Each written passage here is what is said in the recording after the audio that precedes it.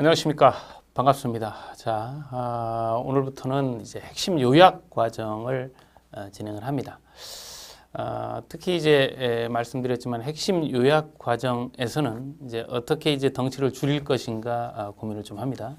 자, 그 자료를 혹시 이제 이렇게 준비 안 하신 분은 그 업로드된 자료를 꼭 참조하시기 바랍니다. 자, 우선 크게 이제 행정실무, 기술실무 자 이렇게 구분이 되어 있고 그 행정실무와 기술실무를 이제 반반 정도씩 분량으로 해서 진행을 할 겁니다. 특히 그 제 1장 요 이제 양이 많지만 요것도 이제 반으로 줄여서 진행을 하기 때문에 핵심적인 부분 위주로 정리를 하셔야 돼요. 자, 이쪽 보시도록 합니다. 자, 여러분들 자료 그 1페이지 보시면 제 1장 이렇게 되어 있고요. 공동주택 관리 개관. 여기에서는 그 필기도 전부 이렇게 좀 요약해서 진행을 합니다. 그러니까 가장 이제 작게 만들어서 들고 다니기 편하게 이렇게 정의를 할 거예요. 이 개관에서 이 개관은 뭐 처음에 기본 뭐 심화해서 말씀드렸지만 무엇을 관리할 것인지, 어떻게 관리할 것인지, 누가 관리할 것인지. 이 이야기를 하는 곳이다 그랬어요. 그죠? 자, 우선 첫 번째로 나오는 것이 주택입니다. 주택. 주택은 이제 한 문제 정도가 구성이 되는데 이게 건축법령에서 이야기하는지 또 주택법령에서 이야기하는지에 따라서 정리할 수 있어야 돼요. 건축법령에서는 단독주택과 공동주택으로 구분하잖아요. 단독주택하고 공동주택. 우리 이제 주택법령에서는 이게 이제 11가지로 이렇게 분류가 됩니다. 이제 말씀드린 것처럼 건축법령보다는 요즘 이제 주택법령 이야기가 잘 나오니까 정리할 수 있어야 되고요. 자, 그러면 이제 이렇게 이제 분류가 되는데, 이 건축법령에서는 그래도 놓치시면 안 되는 부분이 있다 그 얘기죠. 그래서 이 단독주택, 공동주택으로 분리되는 이 건축법령에서는 이제 우선 이제 뭘 하셔야 되냐면, 우선 이 단독주택의 다공과 이 공동주택의 다기를 구분할 수 없다. 난 아직 구분할 수 없다. 그러면 안 돼요. 그죠? 요거를 구분할 수 있어야 됩니다. 이게 몇 층짜리인지, 면적이 어떻게 되는지, 이걸 구분을 못 한다면, 이건 안 돼요. 그러니까, 이건 기본적으로 정리가 돼야 되고, 거기 이제 그 내용에 정리가 되어 있습니다. 그죠? 자, 그리고, 여기서 이제 놓치지 마셔야 될 것 중에 하나는 뭐냐면, 요 기숙사 이야기예요. 기숙사 이야기. 이건 이제 시험과 관련된 부분이죠. 최근 이제 개정된 부분에서 공동취사가 50% 이상이다. 이거는 이해와 암기를 같이 해야 된다 그랬어요. 그래서 요즘은 이 기숙사라고 그래서 다 공동취사만 하는 게 아니고 우리 방 기숙사에 가면 라면 끓이는 곳이 있다라는 거죠. 이게 이제 50% 이상만 공동취사를 하면 이걸 기숙사의 범주에 집어넣고 있다라는 겁니다. 요거 이제 법 개정 측면에서 보셔야 되고, 그 다음에 요 부분이 이제 놓치지 마셔야 되면서 출제가 됐을 때 여러분 놓칠 수 있는 부분이죠. 층수. 요 층수에 포함을 할 거냐 말 거냐의 문제. 그래서 이렇게 다다, 아연 이렇게 구분하면서 다가구와 다세대는 2분의 1 이상을 주차장으로 사용을 하고 나머지 부분을 주택 외 용도로 사용하는 경우에 외 용도예요. 이거를 층수에서 빼버립니다. 아파트 연립은 1층 전부를 주차장으로 사용하는 경우에 층수에 빠지죠.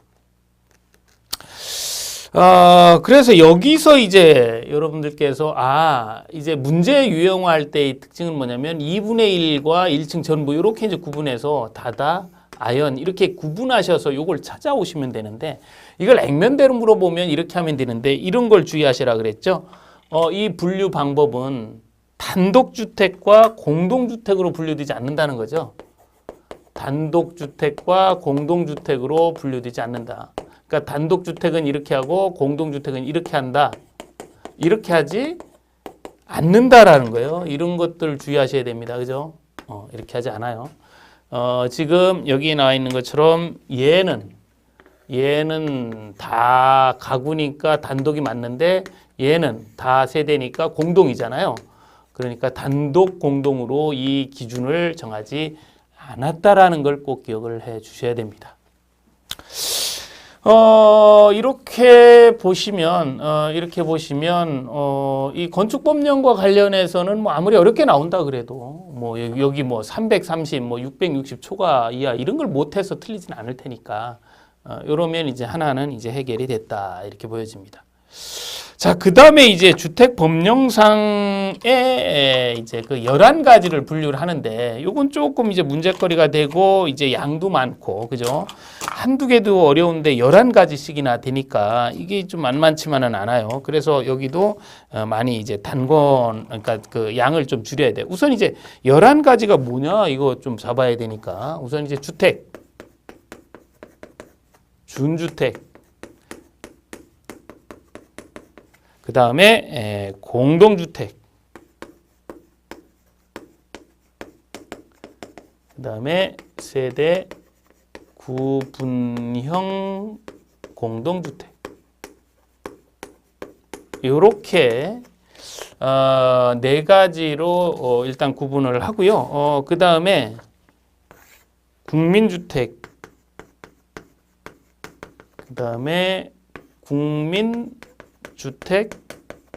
등, 그 다음에 민영주택 이렇게 또 구분을 합니다. 그 다음에 좀 띄어서 갈까요? 예. 도시형 생활주택,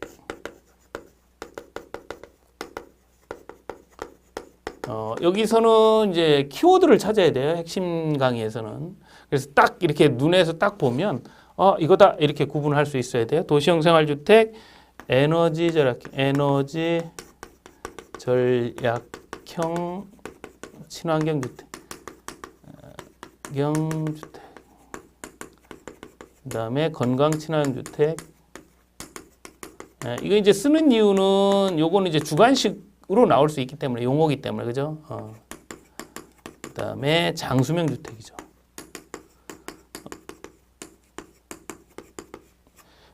기본적으로 이렇게 구분할 수 있어야 됩니다. 이렇게 11가지를. 너무 많은데요? 아니에요. 이 정도는 여러분들이 정리를 하실 수 있어야 되고, 우리가 이제 주택 그러면 키워드는 뭐냐면 주택 그러면 세 가지를 찾아오는데 전부 또는 일부와 부속 토지다. 요거 기억하시면 돼요. 그래서 이게 이제 중요한 게 전부하고 이렇게 부속 토지가 만나면 단독주택, 일부하고 부속 토지가 만나면 공동주택. 그래서 주택법령상의 주택은 이렇게 단독주택하고 공동주택으로 분류가 됩니다. 이렇게 단독주택하고 공동주택으로 분류가 돼요. 주택이 정의해서 이렇게 분류되는 걸 알 수가 있습니다.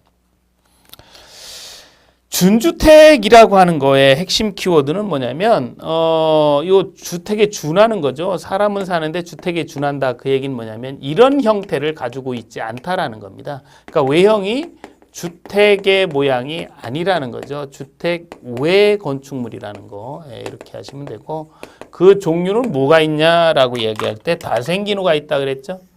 준주택은 다생기노가 있습니다. 그래서 다중생활시설, 기숙사, 노인복지주택, 오피스텔이에요. 그래서 여기서 건축법령에서는 기숙사가 공동주택이지만 주택법령에서는 기숙사는 준주택이 되는 겁니다. 이렇게 핵심적인 키워드 정리할 수 있어야 되고요. 공동주택의 키워드는 뭐냐면 공용 부분이에요. 공용 부분. 뭐 어려운 얘기는 아닌데 공용 부분이 있다는 거죠. 그래서 공동으로 사용하는 부분이 있다. 이걸 공동주택이라고 합니다. 공용 부분이 있다. 공용 부분이 있다라는 부분이죠. 자, 그 다음에 이제 세대 구분형 공동주택의 키워드. 이건 이제 양이 많은데 키워드 측면에서 접근을 하면 가장 중요한 거는 세대가 구분되어 있는 공동주택이니까 하나가 사는 게 아니라 두 세대 이렇게 산다는 거죠.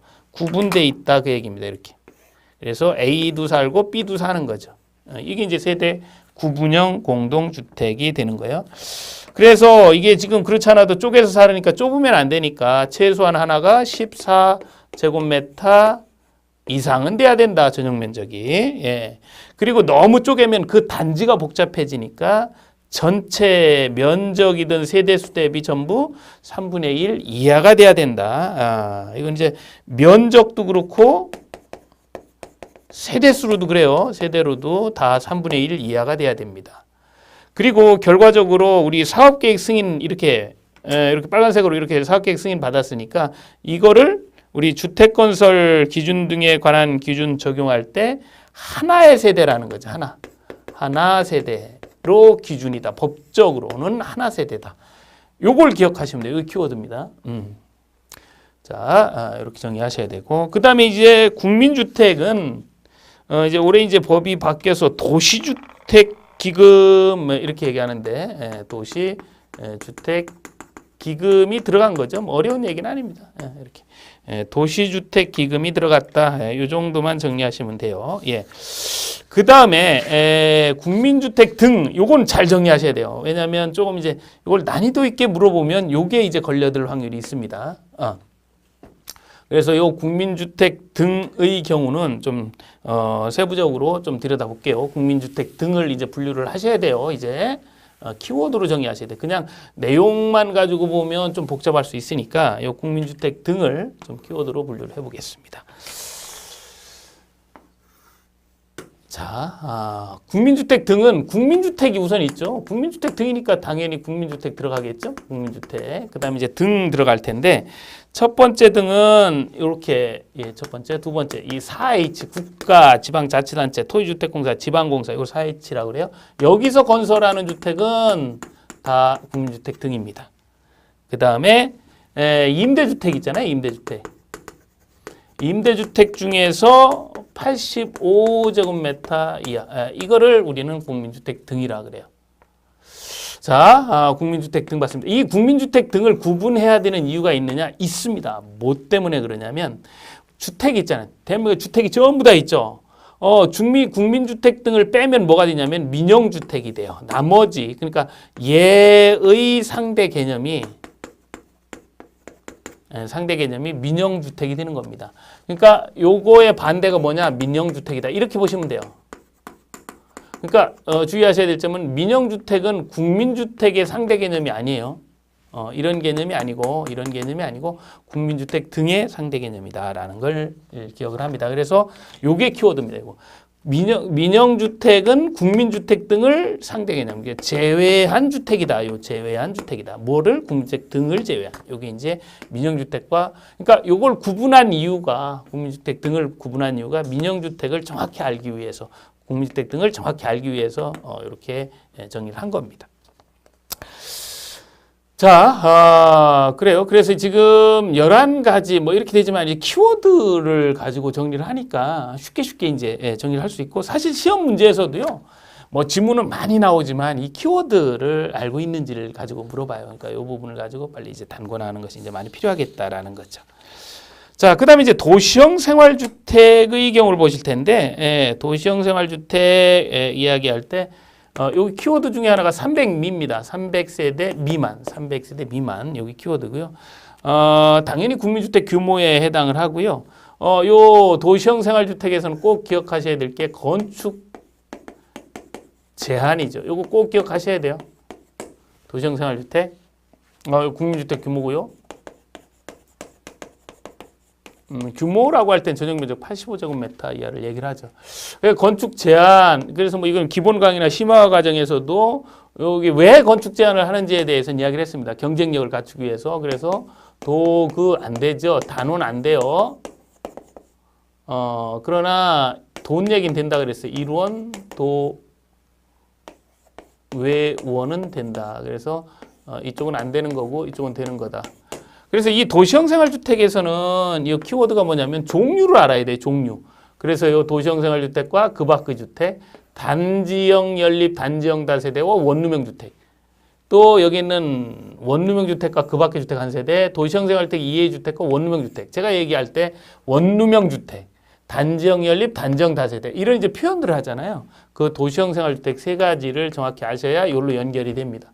그래서 이렇게는 같이 지을 수 없고 이렇게는 같이 지을 수 있다는 거죠. 원룸형 주택과 그 밖의 주택 한 세대, 상업적이나 이런 데서는 도시형 생활주택과 원룸형 주택도 같이 지을 수가 있습니다. 자, 그래요.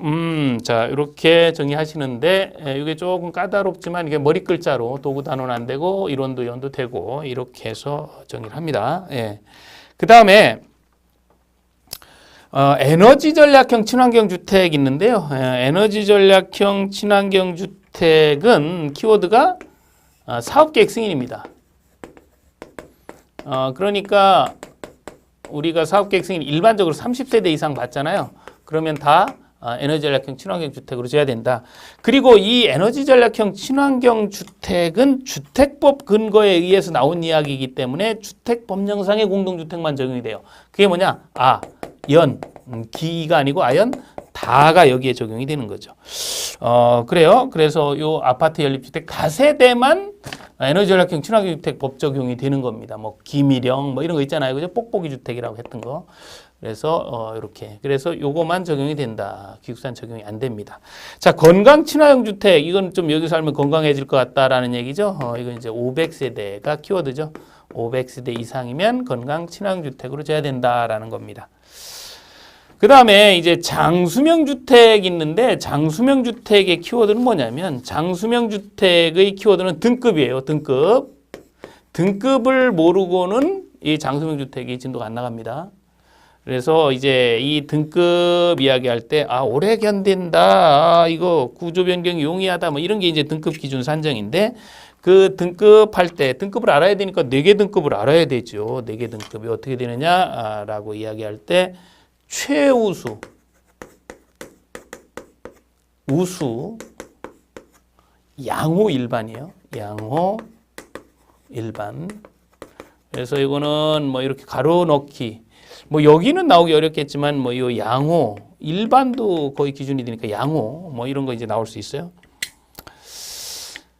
그래서 이 등급을 구분을 한 실익은 뭐냐면 일반 등급 이상으로 이제 해야 되는 강제화하는 그 기준은 1000세대 이상입니다. 그러니까 1000세대 이상이면 무조건 일반 등급 이상으로 줘야 돼요.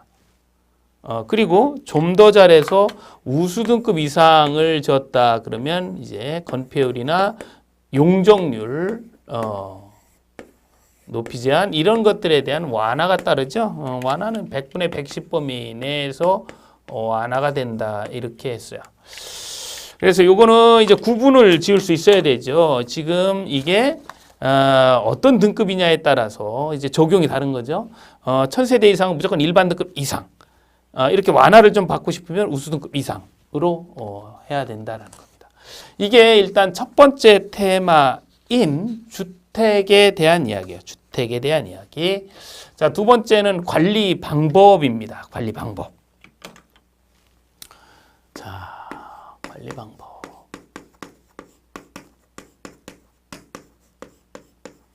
관리 방법이요. 뭐 여러분 잘 아시는 것처럼 자치, 위탁, 뭐 사업체 관리 이런 게 있잖아요. 그래요. 그래서 이 관리 방법을 할 때는 항상 뭐 처음에 기본 강의에서도 했지만 요 그림은 뭐 심화에서도 하고 핵심 요약에서도 하고 문제풀이에서도 하고 뭐 나중에 특강할 때도 하고 계속 합니다. 그래요. 요 부분 안에서 이제 이루어지는 부분들이니까요. 그죠? 자, 이 관리 방법을 이제 여기서 할 텐데, 이제 이 관리 방법이라고 하는 지금 얘기한 사업 주체 관리, 또 위탁 관리, 자치 관리라고 하는 요 세 가지예요. 요거를 의무적으로 요렇게 해라. 의무적으로 해라. 라고 하는 것이 이제 주택관리업자 등에는 의무 관리 대상이 되는데 그 의무 관리 대상 규모라고 이야기할 때는 요거는 300세대 이상 150 이상으로서 승중지동 뭐 이건 많이 했던 거니까요. 뭐 이건 키워드가 아니고 당연히 아셔야 되는 거예요. 그래서 요 의무 관리 대상 규모에 이제 적용이 된다. 그 얘기예요. 적용이 된다. 지금부터 하는 얘기는 예.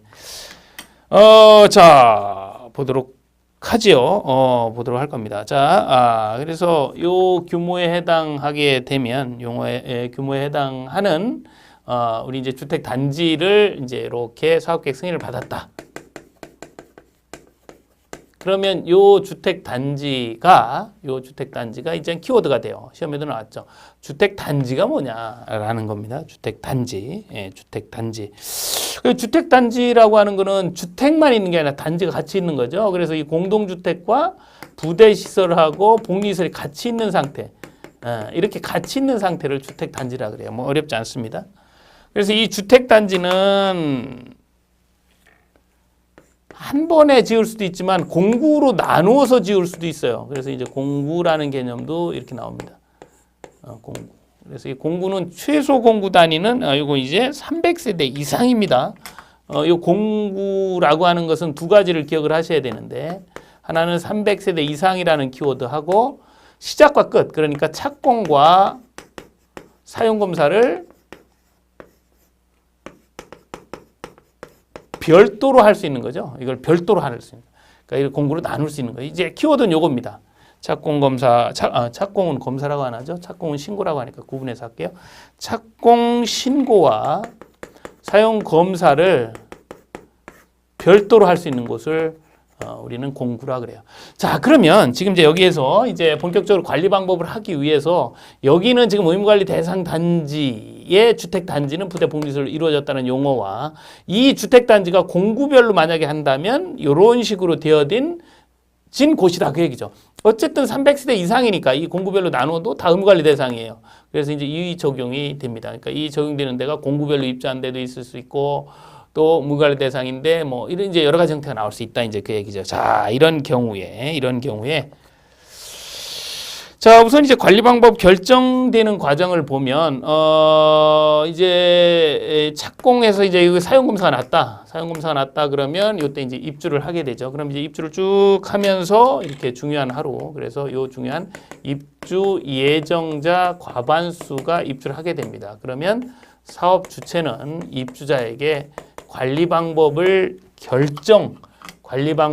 결정해서 나에게 알려달라고 통보 요구를 해요. 사업 주체가. 예. 이 표현은 좀 기억해 두시는 것이 좋습니다. 통보 요구를 해요. 그러면 이제 입주자는 입주자 대표회의를 구성을 하고 입주자 대표회의에서 제안을 하죠. 자치관리와 위탁관리 이렇게 이야기하면서 제안을 합니다. 그래서 이 자치관리라고 하는 것은 이건 키워드입니다. 자치관리 기구를 구성하는 거죠. 자치관리 기구를 구성하는 게 자치관리고요. 위탁관리라고 하는 거는 주택관리업자를 선정하는 거죠. 뭐 어렵지 않습니다. 주택관리업자를 선정하는 거죠. 자, 이렇게 구성하고 선정해서 그 결과를 누구? 그렇죠. 시장, 군수, 구청장에게, 시장 등에게 신고하고 그리고 이렇게 통보 요구했으니까 사업 주체에도 통지를 해주죠. 그죠? 그러면 이제 사업 주체는 이 통지를 받으면 말 그대로 관리 방법이 결정됐다. 그 통지를 받으면 이제 관리 주체가 있다는 얘기예요. 그 관리 주체에게 이 사업 주체가 뭘 하려고 그러냐면 인수인계를 하려고 그럽니다. 인수인계. 그래서 이제 인수인계를 하게 되면서 관리가 전환이 돼요. 그래서 이제 요 관리 방법이 결정됐다. 사업주체 관리에서 이제 이렇게 이제 사업주체 관리에서 위탁이나 이렇게 자치로 결정됐다. 이 결정됐다라는 얘기는 뭐냐면 결과적으로 위탁 관리하는 경우에 주택관리업자 또 자치 관리하는 경우에 관리사무소장인 관리 주체가 생겨났다 그 얘기예요. 그래서 이 관리 방법이 결정되면 이제 여기다 할까요? 예, 관리 방법이 결정됐다는 얘기는 관리 주체가 선정이 됐다 이제 그 얘기하고 같습니다. 자, 이렇게 돼요. 자, 지금 이제 여러분들 그 자료 그 2페이지 그 하단 보시면 관리 방법 결정 요구 키워드는 좀 챙기고 가셔야 돼요. 입주 예정자 과반수입니다. 입주 예정자 과반수. 요게 이제 스타트 하는 거예요. 여기서. 그러면 요구를 하죠. 이날 이제 요구를 하잖아요. 그럼 요구를 받은 날로부터 3개월 이내에 뭐 이렇게 이제 요구를 받은 날로부터 3개월이에요. 이제 좀 문제가 난이도가 있는 것들은 뭐 예를 들면 뭐 과반수 입주한 날로부터 3개월 이내 이렇게 한다든지 뭐 예를 들면 사용검사일로부터 3개월 이내 이거 다 틀린 표현입니다. 요구를 한 날로부터 3월 이내 첫 번째 입주자 대표회의를 이제 할 일이 많아요. 입주자 대표회의를 구성을 해야 되고 그 다음에 제안해서 자치든 위탁이든 관리 방법을 결정해야 되고 그리고 위탁 관리를 결정했다면 주택관리업자 선정하는 데까지가 3개월이에요. 여기 4번까지가. 물론 이제 자치관리기구 구성은 요거는 이제 6개월까지 이렇게 늘어나죠. 이거 이제 6개월까지 늘어나는데 어쨌든 여기까지는 3개월입니다. 그러니까 굉장히 할 일이 많아요. 그럼 여기는 3개월 이내 입대 구성하고 관리방법 결정할 이렇게 해라라고 돼 있잖아요. 그죠? 그리고 30일 이내에 사업주에 통지하고 시장등에 신고하라. 그래서 여기도 지금 이제 보시는 것처럼 이제 결정이 됐다. 그러면 30일 이내에 시장등에 신고하고 사업주에 통지를 해줘라. 그 얘기죠. 근데 이제 여기에서 키워드가 있습니다. 그럼 이 신고와 이 통지는 누가 하는 거냐, 이렇게 얘기할 때 지금 보시는 것처럼 입주자 대표회의를 대표하는 자예요. 입주자 대표회의를 입대를 대표하는 자. 이것도 잘 틀리는 키워드입니다. 관리 주체는 뭐 신고하고 통지한다. 이러면 틀려요. 여자가 하는 겁니다. 그래서 이제 지금 이제 관리 방법 결정 신고 보셨고 그 이 페이지 하단에 보시면 결정 절차는 어떻게 되느냐 결정하는데 그러니까 자치로 하고 위탁으로 하고 결정이 됐을 거 아닙니까? 이 제안을 했으니까 누군가 결정했을 거 아니에요? 이 결정. 그래서 요 결정 절차는 뭐 하나의 뭐 크게 뭐 이게 키워드다 이건 아니어도 요건 꼭 기억하셔야 될 게 있죠. 지금 이제 관리 방법이라는 표현으로 이렇게 나오는데 요 표현은 관리 규약을 개정한다든지 또 주민운동시설을 위탁 운영하는데 같이 되는 거죠. 절차 같다 그 얘기예요. 그래서 결정하거나 변경하는 거예요. 결정하는 거, 변경하는 거 다 이렇게 합니다. 그래서 누군가 제안을 해서 이렇게 결정을 하게 되죠. 제안은 입주자 등 10분의 1 이상 또는 입주자 대표의 의결이에요. 그리고 결정은 전체 입주자 등 과반수면 등이죠. 이렇게. 그래서 이 방법은 지금 이제 표현되는 이 방법은 아주 자주 나오는 거죠. 관리 방법 결정할 때, 변경할 때, 주민운동시설 위탁 운영할 때, 관리규약 개정할 때 계속 나오는데 주의하셔야 될 부분은 뭐냐면 키워드는 이게 제안이라고 말하는지 결정이라고 말하는지 이걸 주의하셔야 돼요. 자, 그래서 그 관리 방법 결정 절차를 보셨습니다. 자, 이렇게 이제 보셨고 이제 각 관리 방법별 이제 특징을 보시는데요.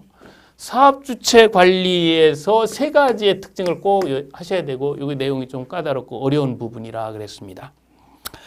자, 첫 번째 특징은 뭐냐면 관리비 예치금을 징수할 수 있다는 거죠. 예치금 징수와 관련된 부분입니다. 자, 요 관리비 예치금을 이제 징수를 하는데 요거는 좀 숨겨져 있는 내용들이 많고요. 지난번 시험에서 주관식으로 관리비 예치금을 써봐라 이렇게 나왔기 때문에 이제 깊이 있게 나올 수 있어요. 그래서 여기서는 이제 주의해야 될 키워드를 다 정리해 보도록 할게요. 자, 우선 징수한다 그랬는데 사업자에 징수하잖아요. 누구한테 징수하냐면 소유자한테 합니다. 그러니까 사용자인 전세입자한테 받는 게 아니에요. 이렇게 받아서 나중에 다 쓰고 나서 인계를 해요.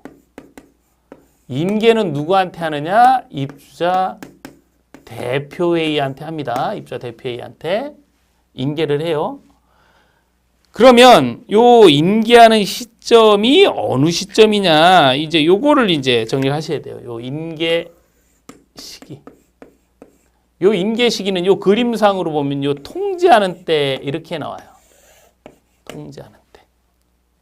그래서 이 통지의 의미가 뭐냐 이렇게 얘기하니까 이 통지는 내가 지금 주택관리업자가 선정됐어 라고 입대가 이렇게 얘기를 하면 주택관리업자라고 하는 뭐 관리 주체가 생겼구나.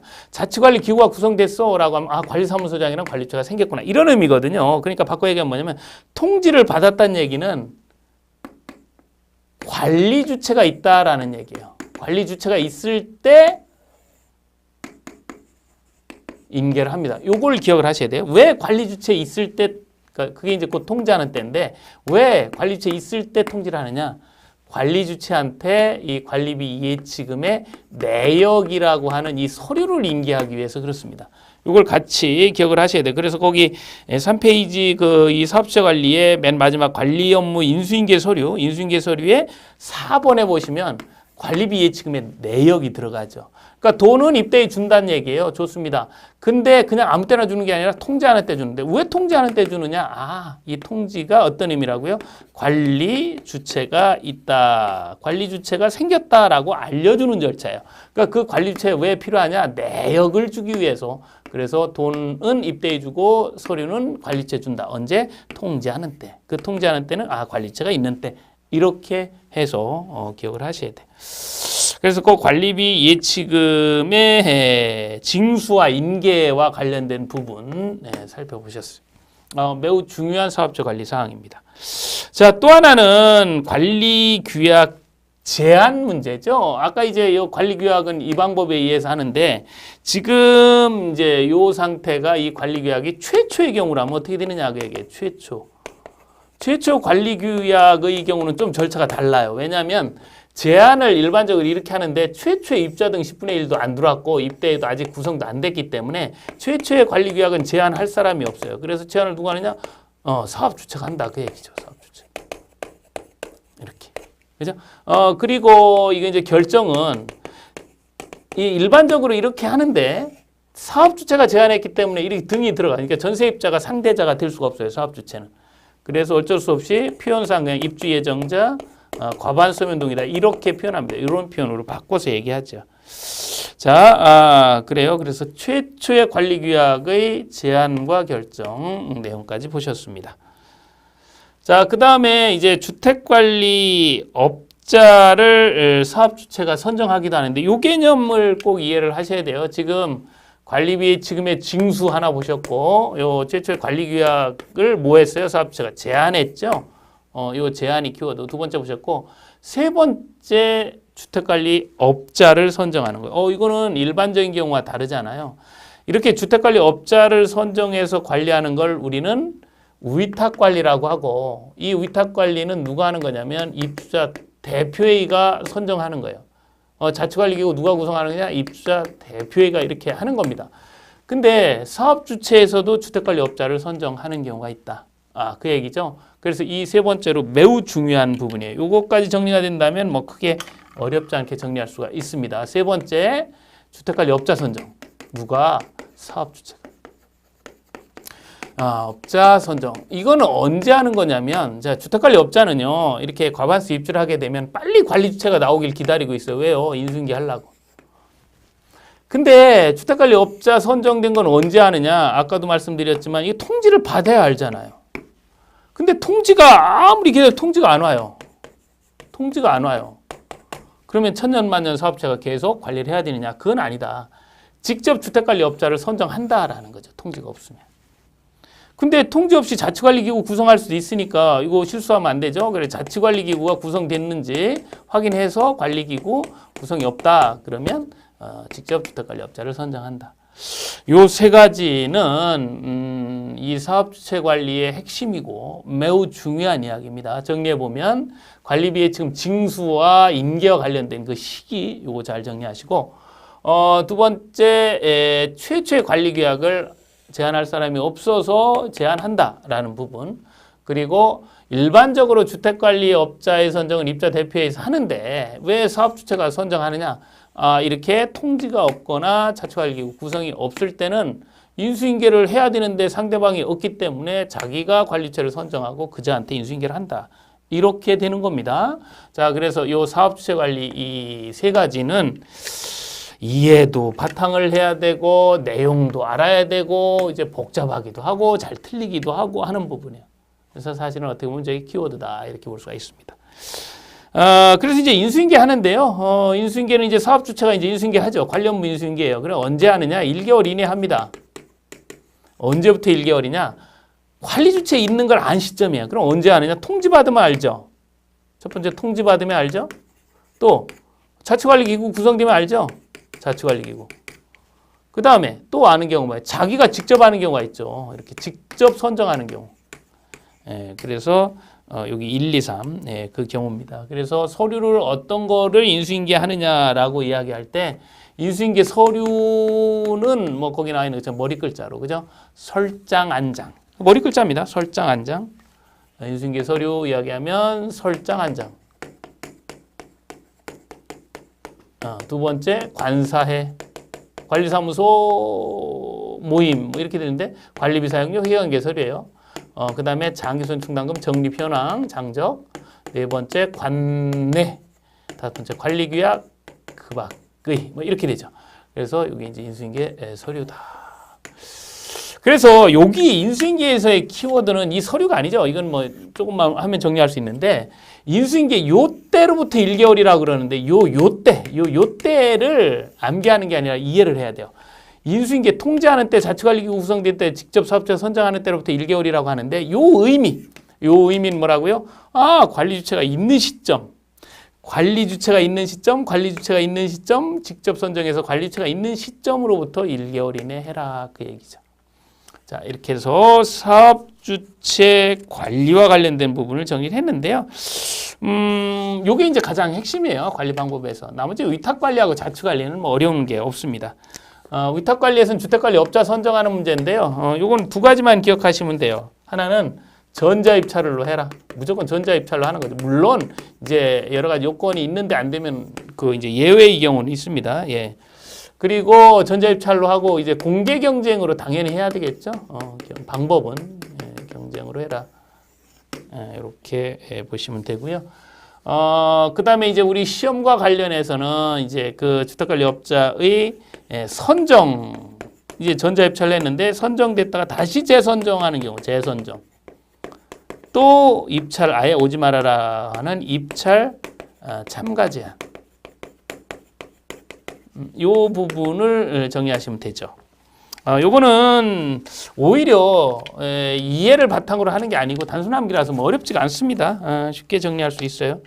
첫 번째 선정은 아까 보신 것처럼 두 가지 전자입찰로 해라 공개 경쟁해라 이렇게 하시면 되고 재선정은 숫자를 10분의 1과 3분의 2를 기억을 하셔야 돼요.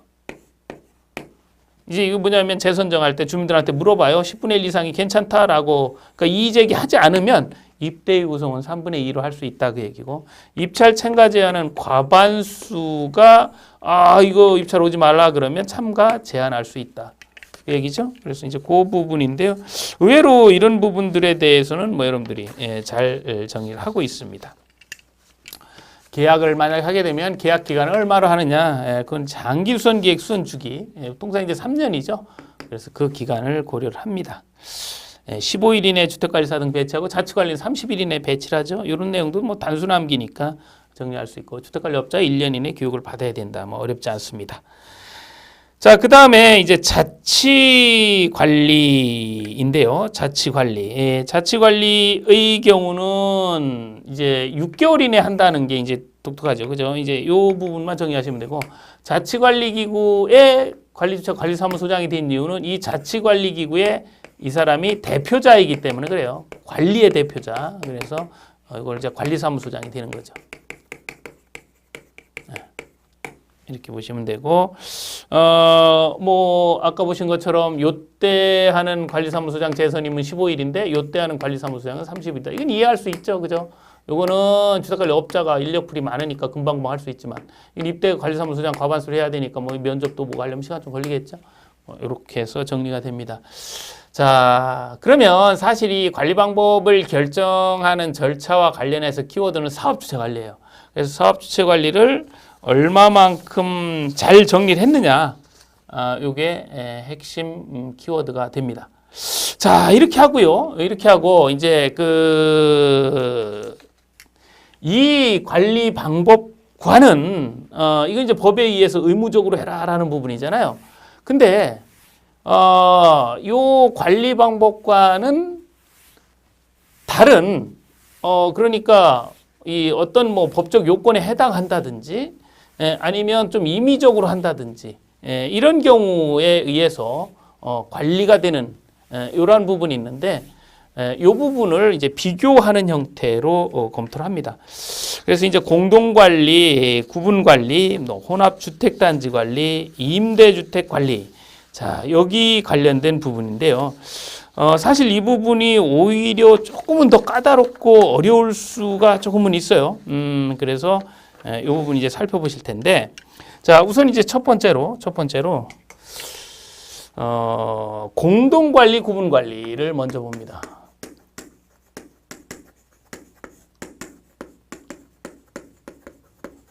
두 번째로 혼합주택단지,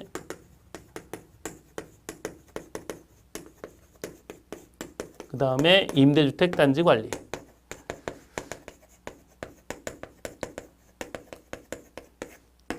그래서 이 세 가지는 반드시 이 의무관리 대상에서 하고 있는 저 관리 방법 관련된 부분과 비교하는 형태로 하셔야 돼요. 우선 저쪽에 있는 것과 이 공동 구분 관리는 전체로 어떤 차이가 있냐면, 저건 의무적으로 하지만 이건 필요에 의해서 하는 거다. 임의다라는 거죠. 이제 이게 포인트죠. 이게 포인트다. 그래서 이 공동 관리와 구분 관리를 어떻게 하느냐, 그 기준 자체는 어렵지 않아요. 이 기준 자체는 공동 관리하면 묶어서 한다, 뭐 이 얘기 아닙니까? 구분 관리는 나눠서 한다. 구분관리 묶을 때 얼마까지 묶냐? 1500까지 묶는다. 이하로. 이거 얼마 이상으로 나누냐? 500 이상으로 나눈다. 뭐 이게 어렵지 않습니다. 그죠? 다만 요거예요. 이렇다 보니까 만약에 결정이 되면 주민들한테 물어보고 이제 결정을 하게 되는데, 결정이 되면 시장한테 통보만 해주면 된다는 거죠. 지체 없이 통보만 해주면 돼요. 근데 아까 이건 어땠어요? 이거는 결정이 되면 의무적으로 하고 뭐 이렇게 해서 시장한테 신고도 30일 이내 하고 통지도 하고 누가 입주대표를 대표하는 자, 이런 이제 그 의무를 줬는데, 일반적으로 공동 구분 관리는 임의에 의해서 하는 거기 때문에 결정돼도 그냥 이렇게 하고 맙니다. 우리 하고 있다 뭐 이 정도죠. 그죠? 자, 그리고 이제 좀 더 세부적으로 들어가서 1500세대 이하라고 하는데, 요 1500세대 이하라고 하는 거에 키워드가 뭐가 있냐면, 여러분들 그 자료에 4페이지에 보시면 공동관리의 기준을 잘 보시면 이렇게 묶어 1500세대 이하로 하는데요. 요거 제외되는 경우가 있어요. 세대수 제외되는 경우, 요걸 기억을 해둡니다. 뭐하고 뭐가 만나면 이게 제외가 돼요. 그래서 제외가 어떻게 되냐면 의무관리 대상하고 뭐가 만났을 때 제외되냐면, 요게 중요한데 300세대 미만. 세대 미만은 공동관리가 가능해요. 이렇게 만날 수가 있는데, 이렇게 만나면 지금 보시는 것처럼 요 300세대 미만 이렇게 만나면 세대수 적용의 제외입니다. 그러니까 이렇게 하면 결론적으로 얘기하면 1500세대 이상도 할 수 있다는 거죠. 이상도 가능하다. 이걸 좀 이해를 좀 해주십시오. 요 300세대 미만입니다. 그 이유는 이 의무관리 대상이라고 하는 세 단지가 이게 1000세대일 수도 있고 3000세대일 수도 있고 5000세대도 있을 수 있기 때문에, 이렇게 만나면 1500세대 이하 이거 못 지킨다 그 얘기예요. 가능하다는 거죠. 일반적으로 여러 개가 묶일 때는 1500세대 이하로 하는데, 이렇게 묶일 때는 세대수 제외 규정을 적용하지 않는다. 요거 하나 기억을 해 두시고요. 이건 키워드니까 요거 생각을 하고 계셔야 돼요. 예, 좋습니다. 자, 이렇게 보셨고, 그 다음에 보실 부분은 이제 혼합주택단지 관리인데요. 이건 어렵습니다. 그리고 전체가 키워드예요. 혼합주택 단지 나올 가능성이 매우 높습니다. 근데 이거를 이 혼합주택 단지를 정리를 하시려면 제일 먼저 하셔야 될 일이 뭐냐면 이걸 하셔야 돼요. 1, 2, 3, 4, 5. 이걸 순서대로 기억을 하셔야 돼요. 순서대로 기억하셔야 돼요. 바꾸시면 안 돼요.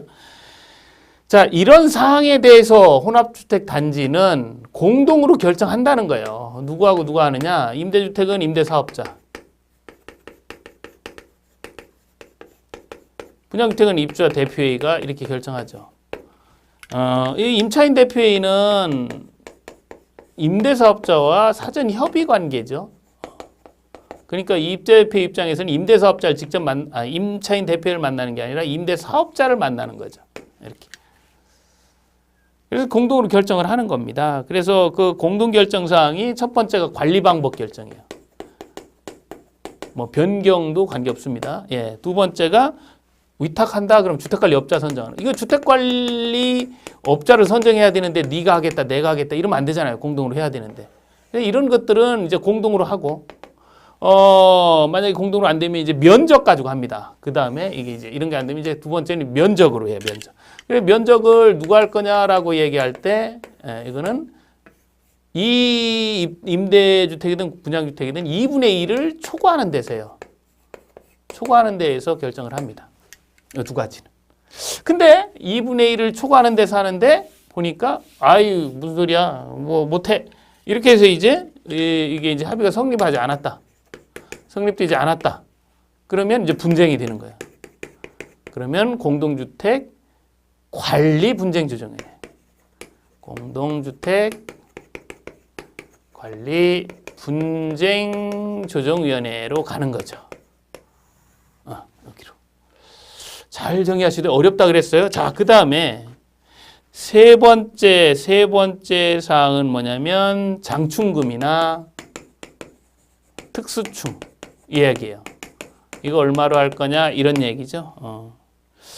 그래서 세 번째가 참 조정이네요. 돈을 직접 걷는 문제는 4번, 5번이고 이거는 장기수선 계획은 다 있으니까 양쪽 다 있으니까 수선 계획을 조정할 때 이거 누가 어떻게 하느냐 그 얘기죠. 합의해서 하는 거예요. 근데 이 조정이 안 된다 그러면 어떻게 하느냐? 이거는 면적의 3분의 2 이상인 곳에서 결정을 합니다. 이거 좀 다르죠, 그죠? 이거 주의하셔야 돼요. 안 되면 뭐 이렇게 분쟁 조정하는 거예요. 자, 3분의 2로 하는 건 두 개가 더 있어요. 돈 얘기. 하나는 장충금 아까 보셨던 관리비. 관리비는 여기에 들어가죠. 여기 관리비. 예, 또 여기 특수충 이런 것들. 돈 얘기는 다 3분의 2 이상 면적 차지하는 데서 결정을 하게끔 돼 있어요. 근데 아유 뭐 안 돼라고 하면 분쟁이 생기면 다 일로 가는 거죠. 자, 이렇게 되는데 요 자체도 조금 까다롭고 어려운데 하나 더 하셔야 돼요. 진짜 어려운 이유가 뭐냐면 공동결정 예외라는 게 있어요. 이렇게 이제 공동으로 결정하잖아요. 근데 이 공동결정 자체의 예외가 있습니다. 요걸 잘 기억하셔야 돼요. 이거 좀 까다롭고 어렵습니다. 예외. 그래서 그 5페이지에 보시면 1, 2 이렇게 해서 나왔죠. 1은 뭐예요? 1은. 예, 1은. 공동 관리가 가능해야 그러니까 구분이 가능해야 됩니다. 구분. 그러니까 뭐 임대하고 분양이 막 섞여 가지고 이게 어디로 들어가는지 이런 거 잘 모른다 이러면 안 되고 딱 임대동, 분양동 이렇게 완전히 구분되는 경우에만 이런 경우에만 해당이 되고 그리고 다 해당되는 게 아니고 여기 있는 4번, 5번 항목만 해당이 돼요. 4번, 5번 항목에 한해서 그런 겁니다. 요거. 그러니까 이건 이제 돈 얘기죠. 말 그대로 돈 얘기. 돈 얘기는 구분이 확실하면 이렇게 공동으로 안 해도 된다 그 얘기예요. 잘 이해하셔야 돼요. 어렵다 그랬습니다. 그리고 이 혼합주택 단지 관리는 전체가 다 키워드라 그랬어요. 키워드를 잘 찾아요. 어쩔 수 없이 예를 하지 않고는 2분의 1인지 3분의 2인지 예외 조항인지 이걸 찾지를 못해요. 그래서 요거를 빨리 하는 게 키워드를 잡는 방법이다. 이렇게 볼 수가 있습니다. 그 다음에 이제 민간 임대주택인데요. 임대주택 단지는 뭐 민간이든 공공이든 다 똑같다 그랬어요. 그죠? 그래서 이제 요건 뭐 크게 어렵지 않은데 의무관리 대상이라고 할 때 분양하고 다르죠. 의무관리 대상 이야기할 때 요거는 300 승중 이렇게 해요. 현행 그렇습니다. 300세대 이상 승강기 중앙 집중식. 그래서 이걸 자체 관리하고 싶다 그러면 시장군수구청장에 인가를 하도록 하고 있죠. 그리고 공동관리도 가능합니다. 이것도 마찬가지로 인가를 이걸 이제 자체 관리하겠다 그러면 인가를 해야 돼요. 그러니까 일반 분양주택은 자체 관리하면 자치관리기구를 구성해서 신고만 하면 되잖아요. 근데 이건 아니에요. 이건 이제 인가를 받아야 된다라는 부분이죠. 좋습니다. 이렇게 보시면 돼요. 그러면 사실 여기에서는 그 키워드가 이제 혼합주택 단지죠. 요 개념을 잘 정리하는 것이 좀 필요하고, 전체적으로 봤을 때는 사업주체 관리가 가장 큰 키워드입니다. 그 다음에 혼합주택 단지 관리. 그리고 그 사업주체 관리 방법 중에 사업주체 관리, 또 자치관리 위탁관리는 기본적으로 분양주택에서 주택법 적용을 받는 곳에서 의무관리 대상이라고 하는 300세대 이상 150 승중지동에 해당되면 무조건 해야 되는 거고요. 요 공동관리 혼합 또 임대주택 관리는 이건 임의적으로 하는 거고, 이건 임대주택 끼어 있는 경우 그렇습니다. 그러니까 임대주택법, 그러니까 공공주택법이나 민간 임대주택에 관한 특별법, 이런 이제 임대주택 관련된 부분이 있는 경우에는 어떻게 할 거냐. 그 중에 이제 당연히 핵심은 이제 혼합주택 단지 관리다. 이렇게 볼 수가 있어요. 지금 한 양이 사실은 꽤 많은 양이에요. 그래서 다 털어버리고 키워드만 지금 잘 모은 겁니다. 그래서 요거를 계속 숙달하시다 보면, 이제 좀 이게 이제 컴팩트해져요. 그러면서 좀 자신감이 붙기 시작합니다. 자, 오늘 이제 여기까지 진행을 하도록 할게요. 예, 수고하셨습니다.